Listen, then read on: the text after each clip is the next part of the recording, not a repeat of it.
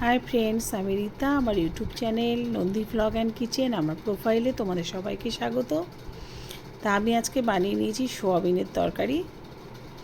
তাই সোয়াবিনের তরকারি বানানোর জন্য প্রথমে সোয়াবিনটা তো অবশ্যই আমি সেদ্ধ করে রেখেছি। আর এদিকে কড়াইয়ে তেল দিয়ে জিরে ফোড়ন দিয়ে আমি ডুমো ডুমো করে আলু কেটে রেখেছিলাম, সেই আলুগুলোকে দিয়ে দিলাম।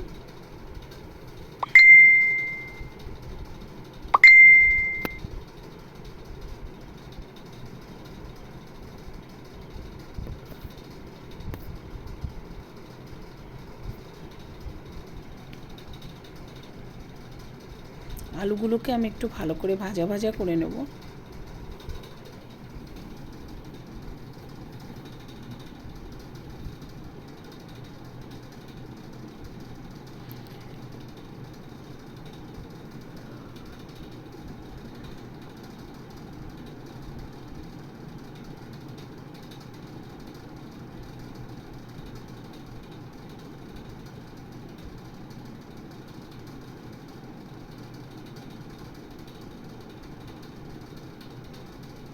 তা আলুগুলো কিন্তু মোটামুটি ভাজা ভাজা হয়ে গেছে।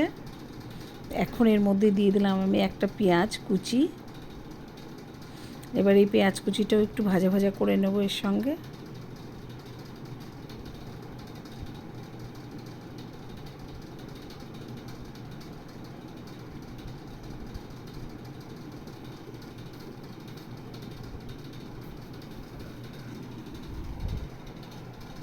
আমাদের হাতের খুন্তিটা কিন্তু যেমন তরকারি নাড়াচাড়ার কাজে লাগে, তেমন কিন্তু কড়াইয়ের মধ্যে কোনো কিছু কাটতেও কিন্তু এই খুন্তিটাই আমরা ব্যবহার করি। কড়াইয়ের মধ্যে দেবার পরে খুন্তি দিয়ে দিয়ে এই যে এরকম করে কেটে নিয়ে আমরা, যাই হোক, এটা তখন ছুরি হিসেবে ব্যবহার করা হয়। এবার টমেটোটা আমি দিয়ে দিলাম। টমেটোটাকেও ঠিক এইভাবে একটু কিছুক্ষণ সময় নিয়ে একটু ভাজা ভাজা করে নেব তেলের মধ্যে।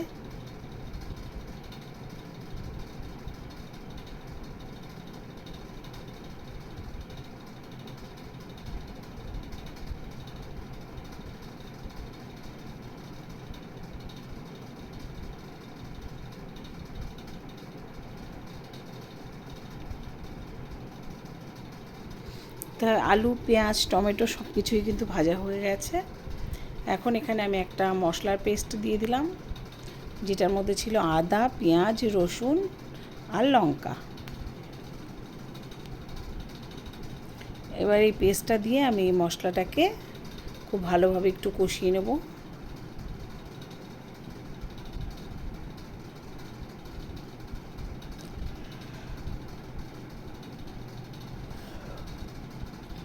এখন এর মধ্যে দিয়ে দিলাম হলুদ গুঁড়ো।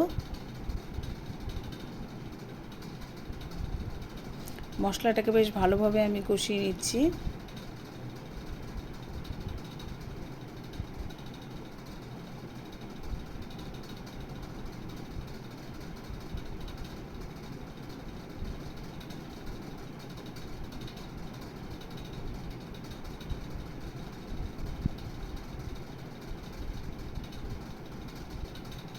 এই যে মশলাটা কিন্তু এবারে খুব সুন্দরভাবে কষানো হয়ে গেছে, কারণ মশলাটার থেকে তেল ছেড়ে এসছে।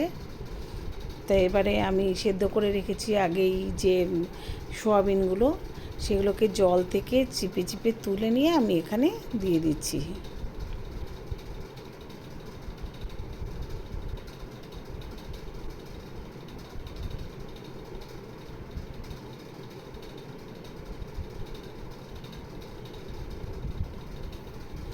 সোয়াবিনটা দিয়ে আমি একটু নাড়াচাড়া করে নিলাম। আর আমি এখানে দিয়ে দিলাম স্বাদ মতো লবণ। লবণটা দিয়ে আবারও আমি সোয়াবিনটাকে মশলার মধ্যে একটু ভালো করে নাড়াচাড়া করে নেব।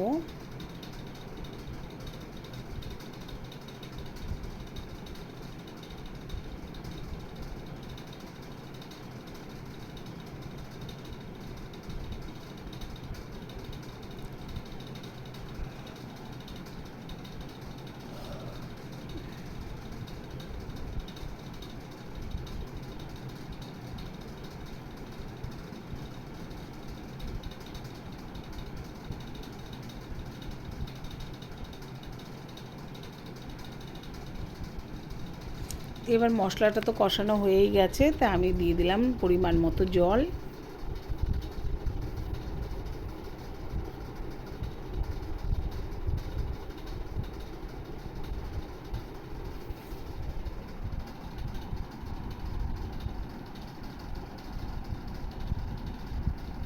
এবার আমি এই ঝোলটাকে একটু ভালোভাবে ফুটিয়ে নেব। তারপরে আলুটা সেদ্ধ হবে, সোয়াবিনটা সেদ্ধ করাই আছে, কিন্তু আলুটা তো সেদ্ধ হতে হবে। তো এবারে জল দিয়ে দিলাম। এবারে কিছুক্ষণ আমি ঝোলটাকে ফোটাবো। এই যে ঝোলটা কিন্তু এভাবে ফুটছে, বেশ কিছুক্ষণে আমি ফুটিয়ে নিলাম। আর আলুটাও কিন্তু সেদ্ধ হয়ে গেছে, আমি দেখলাম খুন্তি দিয়ে আলুটা ভেঙে গেল, তার মানে আলুটা সেদ্ধ হয়ে গেছে।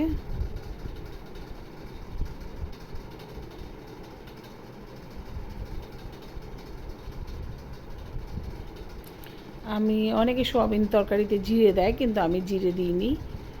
আমি স্রেফ আদা, পেঁয়াজ, রসুন আর লঙ্কা দিয়েই করলাম। আর দিয়ে দিলাম কিছুটা চিনি, স্বাদ মতো যে যেরকম মিষ্টি খেতে পছন্দ করে। তো ফ্রেন্ডস, আমি তো এইভাবেই সোয়াবিনের তরকারি রান্না করলাম। তোমাদের যদি ভিডিওটা ভালো লেগে থাকে অবশ্যই লাইক, কমেন্ট, শেয়ার করো আর ইউটিউব থেকে সাবস্ক্রাইব করে দিও।